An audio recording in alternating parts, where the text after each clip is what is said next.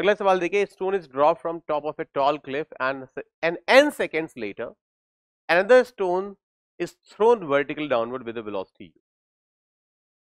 ठीक है, the second stone overtakes the first below the top of the cliff at a distance given by. सवाल simple है, सवाल में कहा है कि एक स्टोन को तो ड्रॉप कर दिया गया और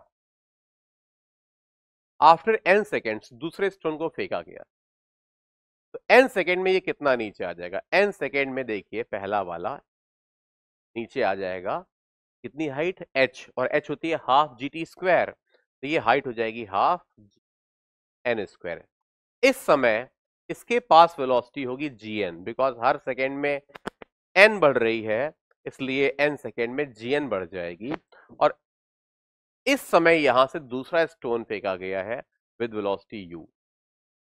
अब ये कह रहा है कि कितनी दूरी पर, below the top of the Cliff, कितनी दूरी पर ये स्टोन इसको ओवरटेक करेगा।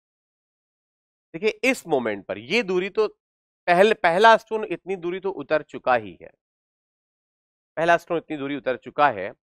अब इसके बाद हम एक काम कर सकते हैं, इस समय ये चल रहा है u से और ये चल रहा है gn से, लेकिन दोनों का एक्सेलरेशन सेम होगा।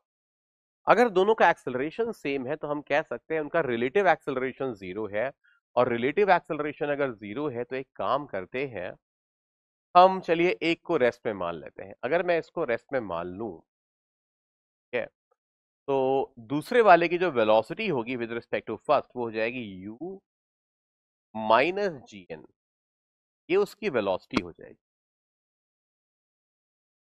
और इस वेलोसिटी से उसको जो डिस्टेंस ट्रैवल करनी है वो करनी है हाफ जी एन स्क्वायर, तो वेलोसिटी बराबर क्या होगा? Distance half G N square. और मान लीजिए इस डिस्टेंस को ट्रैवल करने में जो टाइम लगा है वो टी डैश है या t1 है, तो velocity is distance upon time T dash. तो हम कह सकते हैं T after another time, after extra time T dash, वो इसको ओवरटेक कर ले। तो यहां से आपका टी डैश आ जाएगा, देखिए। और फिर जो टोटल टाइम ऑफ मोशन है पहली बॉल का, ये पहली बॉल का जो टोटल टाइम ऑफ मोशन है वो हमें मिल जाएगा n प्लस टी डैश, और सेकेंड बॉल का जो टाइम ऑफ मोशन है it is simply T dash. तो बात सिंपल है, ठीक है।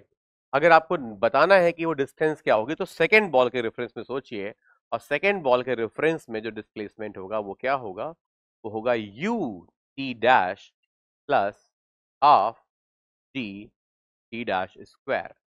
अब देखिए टी डैश की वैल्यू आपको वो लिखी हुई है यहाँ पे, ये टी डैश वो आपको यहाँ पे डाल देनी, ठीक है। और ये डालने के बाद आपको आंसर मिल जाएगा। I hope you will get the answer. थोड़ा सा कैलकुलेशन करिएगा, डेफिनेटली आप निकाल लेंगे।